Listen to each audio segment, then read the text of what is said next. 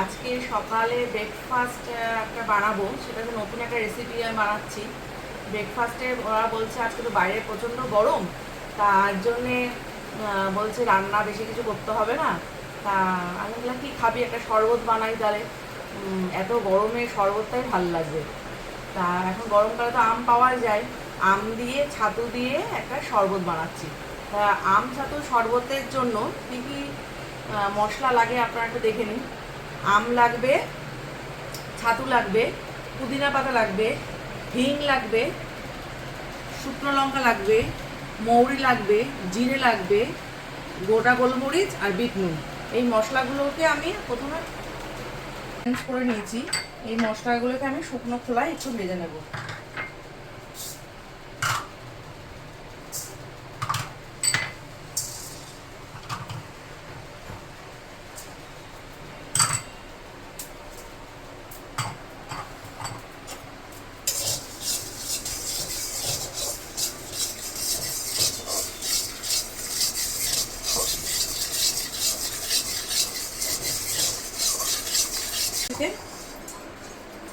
ভেজে আমি গুঁড়ো করে নেবো।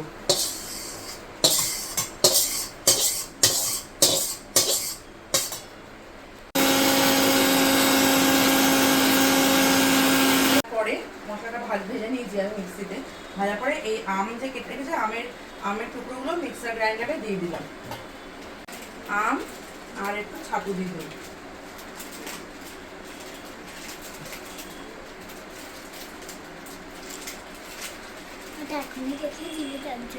ছাতু দেওয়ার পরে একটু আমি এবারে জল দিয়ে দিলাম।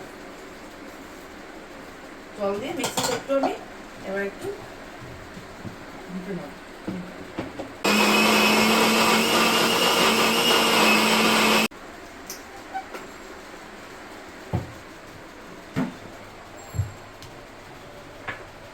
পেস্টটা হয়ে গেছে, একটু চিনি দিয়ে আর একটু পেস্ট করে নেব।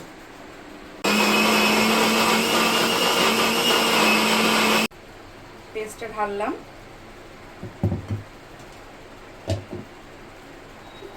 এর মধ্যে একটু আমি যে ভাজা মশলাটা করে রেখেছিলাম সেই মশলাটা দিলাম।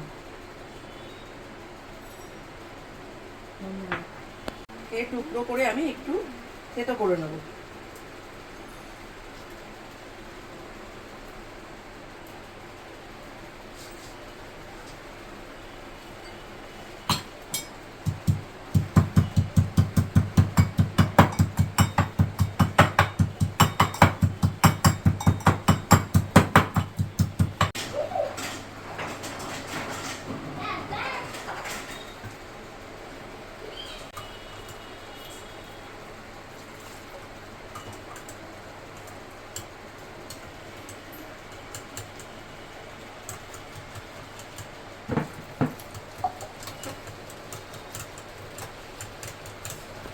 দেখুন বন্ধুরা, আমার শরবতটা রেডি হয়ে গেছিল। এবার আমি শরবতটা পরিবেশন করছি।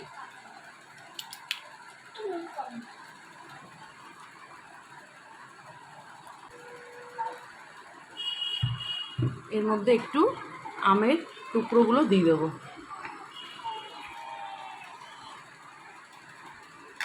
এই মাকে দিলাম। এবারে মা খেয়ে দেখো, বলো তো কেমন হয়েছে।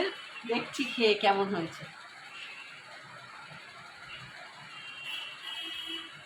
গরমকালে ভালো লাগবে না বরফ দিয়ে আমার ছাতু শরবতটা খেতে? ভালো লাগবে সকালবেলা খেতে, চা খাওয়ার পরে টিফিনের সময় এটা খাবেন, খুব ভালো লাগবে।